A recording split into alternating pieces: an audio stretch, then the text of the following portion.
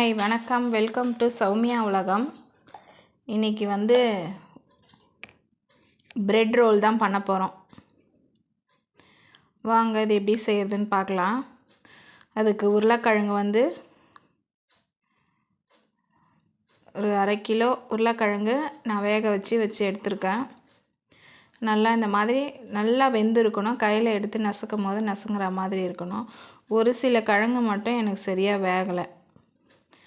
ஒரு கிழங்கு கையில் எடுத்து நசுக்கும் போது நசுங்கிடுச்சு. ஒரு கிழங்கு மேஷரில் வச்சு நசுங்கினா கூட நசுங்கலை. நான் அதெல்லாம் கத்தியில் மெலிசாக கட் பண்ணி போட்டுக்கிட்டேன். 2 வெங்காயம் பொடிசாக கட் பண்ணிவிட்டு இந்த மாதிரி பிசைஞ்சு விட்ட மாதிரி போட்டோம்னா ஒன்றோட ஒன்று ஒட்டி இருக்கிறதுலாம் தனித்தனியாக உதிர்ந்து வந்துடும். இப்போ இது மேலேயே கொத்தமல்லி போட்டுக்கிறேன். நான் கொத்தமல்லியும் கருவேப்பிலையும் பொடிசாக கட் பண்ணி வச்சுருக்கு. நல்லா ஒரு கைப்பிடி கொத்தமல்லி சேர்த்துக்கலாம். ஒரு 2 பச்சை மிளகா இந்த மாதிரி பொடிசாக கட் பண்ணி வச்சுருக்கேன். 2 மிளகா போதும், ஏன்னா தனி மிளகாத்தூள் வேறு சேர்க்க போகிறோம். ஒரு காரம் அதிகமாகிடக்கூடாது. 2 ஸ்பூன் தனி மிளகாத்தூளும் 1/2 ஸ்பூனு கரம் மசாலாவும் போட்டிருக்கேன். இப்போ இதுக்கு தேவையான அளவு உப்பு சேர்த்துக்கலாம். உப்பு ஒரு 1/2 ஸ்பூன் போடுங்க. டேபிள் ஸ்பூனில் 1/2 ஸ்பூன் போட்டால் கரெக்டாக இருக்கும்.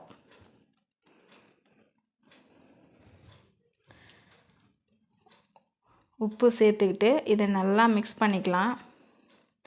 நான் ப்ரெட்டு பேக்கெட் வாங்கி வச்சுருக்கேன். இந்த ப்ரெட்டில்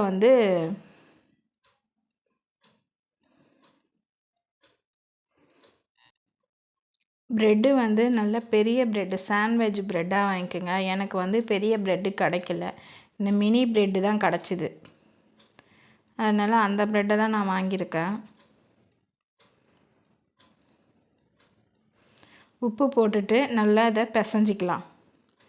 பிசைஞ்சு இந்த உருளைக்கிழங்குலாம் பாருங்கள், கொஞ்சம் வேகாமல் இருக்கிறதெல்லாம் எடுத்து நான் தனித்தனியாக வச்சிடுறேன். தனித்தனியாக வச்சுட்டு இதெல்லாம் கட் பண்ணி சேர்த்துக்கலாம் அப்படின்னு சொல்லிட்டு தனித்தனியாக எடுத்து வச்சிட்டேன். ஃபுல்லாக எல்லாத்தையும் நல்லா கலரிடுறேன். இப்போ இது எல்லாத்தையும் நல்லா ஒன்றா பிசைஞ்சிட்டு துளி கூட தண்ணி இல்லாமல் இந்த மாதிரி சிலிண்டர் ஷேப்பில் உருட்டி வச்சுக்கிறேன்.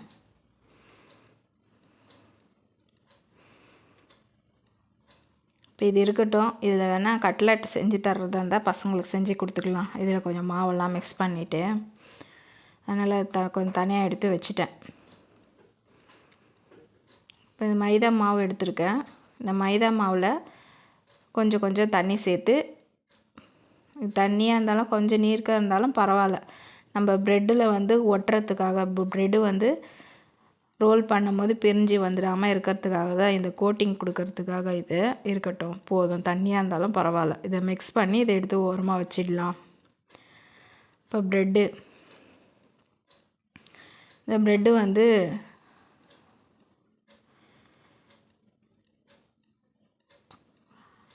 சாண்ட்விச் ப்ரெட்டாக பெரிய ப்ரெட்டு வாங்கிட்டு வர சொன்னால் சின்ன ப்ரெட்டு வாங்கிட்டு கொடுத்துட்டாங்க. ப்ரெட்டு எடுக்கும் போதே பார்த்தா லேசாக காஞ்சி போன மாதிரி தான் இருந்தது.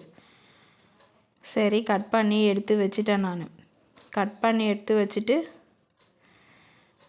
போட்டு திரட்டினா அப்படியே தூளாக ஆகுது. அதுக்கப்புறம் மறுபடியும் பேக்கரிக்கு அனுப்பி பேக்கரியில் அந்த ப்ரெட்டை வாங்கிட்டு கொடுத்தாங்க. அப்புறம் இந்த ப்ரெட்டு கொஞ்சம் சாஃப்டாக இருந்தது. அப்படியே இதுலேயும் லேசாக ஃபுல்லாக சைடில் இருக்கிற அந்த ப்ரௌன் கலரில் இருக்கிறதெல்லாம் கட் பண்ணி எடுத்துட்டு, நான் இந்த உருளைக்கிழங்கு ஃபஸ்ட்டு வச்ச ஷேப் கிடையாது. இது மறுபடியும் அதில் பாதி தான் வச்சுருக்கேன். நான் அதில் பாதி வச்சுட்டு, இது அந்த ப்ரெட்டை விட சின்னதாக இருந்தது. அதில் பாதி வச்சுட்டு இந்த ஓரமாக நான் மைதா மாவு ரெடி பண்ணி வச்சுருந்தேன் பாருங்கள், அதை வச்சு அப்படியே ப்ரெஸ் பண்ணி விட்டுட்டேன். இந்த ப்ரெட்டு கொஞ்சம் நல்லா வந்தது. ரொம்ப அந்த அளவுக்கு பிரியல. ஃபஸ்ட்டு வச்சு இந்த எடுத்த ப்ரெட்டு தான் ரொம்ப பிரிஞ்சு உடஞ்சி வந்துடுச்சு தூளாக. லேசாக தண்ணி தொட்டு அப்படியே தொட்டு ப்ரெட்டில் வச்சுட்டு, ப்ரெட்டையும் ரொம்ப ப்ரெஸ் பண்ணி அமுக்காமல் லேசாக அமுக்கணும். லேசாக அந்த மாதிரி பூரி திரட்டுறதில் உருட்டிட்டு அதுக்கப்புறமா இந்த உருளைக்கிழங்கை வந்து இதில் வச்சு அதை அப்படியே அந்த மாவு தடவிட்டு இதை அப்படியே சேர்த்து பிடிச்சி அப்படியே ரோல் பண்ணியாச்சு. இந்த மாதிரி ஒரு 5 பீஸ் நான் செஞ்சுக்கிட்டேன். ரோல் பண்ணி கொஞ்சம் பிரிஞ்சு வருதுன்னா அதை வந்து நம்ம இப்போ ஈரம் வச்சுருக்கிறதுனால கொஞ்சம் சேர்த்து பிடிச்சி அமுக்கணும்னா அப்படியே ப்ரெஸ் ஆகி உக்காந்துருது, பிரிஞ்சு வரலை. அதனால் ஃபஸ்ட் டைமு பிகினர்ஸு செய்கிறதா இருந்தால்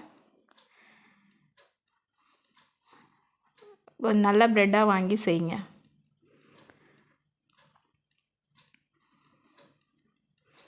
நான் தண்ணியை தொட்டு தான் வச்சு செஞ்சேன். அப்போ தான் கொஞ்சம் உடையாமல் இருக்கிற மாதிரி இருக்குது எனக்கு, இல்லைன்னா உடஞ்சி போகுது. இப்போ லேசாக அந்த இது போட்டுட்டு அதை சேர்த்து பிடிச்சி அப்படியே நல்லா கொஞ்சம் அப்படியே லேசாக அமுக்கி விட்டோம்னா பிரிஞ்சு வராமல் நல்லா வந்துடுது, சேர்ந்து ஒட்டிக்குது. இன்னொரு மைனஸ் என்னென்னா ஆயிலில் போட்டு நான் டீப் ஃப்ரை தான் பண்ணேன். ஃபுல்லாக ப்ரெட்டு ஃபுல்லாகவே ஆயிலில் இழுத்துக்குச்சு. நான் நல்லா கிறிஸ்பியாக இருந்தது, மொறுன்னு. பசங்களுக்கு, சின்ன பசங்களுக்கு வேணால் கொடுக்கலாம் அந்த மாதிரி செஞ்சு, பெரியவங்களாம் எடுக்க முடியாது. ஏன்னா ஓவர் ஆயிலாக இருக்கிற மாதிரி எனக்கு தோணுது. சின்ன பசங்களாம் குட்டீஸ்க்கு கொடுக்கலாம். பெரியவங்க சாப்பிட்ற மாதிரி இருந்தால் அந்த மாதிரி டீப்பாக ஆயிலில் போட்டு ஃப்ரை பண்ணாமல் ஆயில் கொஞ்சமாக ஊற்றி தோசை கல்லில் போட்டு பரட்டி எடுத்து சாப்பிடலாம், பெரியவங்க சாப்பிட்றதா இருந்தால். அந்த மாதிரி வேணால் ட்ரை பண்ணி பாருங்கள். ஆனால் இந்த மாதிரி போட்டு எடுத்தது நல்லா மொறுன்னு வந்தது. என் பசங்களே போதும் ஆயிலில் போட வேணாம், நீங்கள் எங்களுக்கு தோசைக்கல்லே போட்டு கொடுங்க நினச்சிங்க. அதாவது நான் இந்த 5 பீஸ் தான் போட்டேன், எடுத்துட்டேன் நான். அடுத்தது தோசைக்கல்லில் போட்டு எடுத்துக்கலாம் அப்படின்னு சொல்லிட்டு.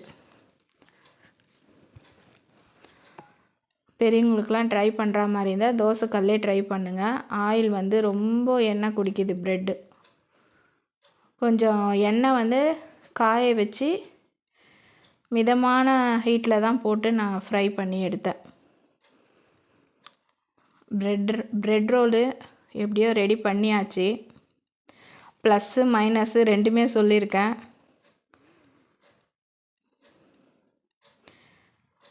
கிறிஸ்பியாக இருக்குது பாருங்கள், நல்லா அழுத்தமாக இருக்குது.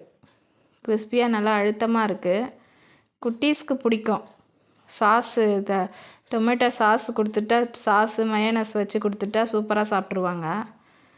தேங்க்யூ, தேங்க்ஸ் ஃபார் வாட்சிங். ஓகே, பாய்.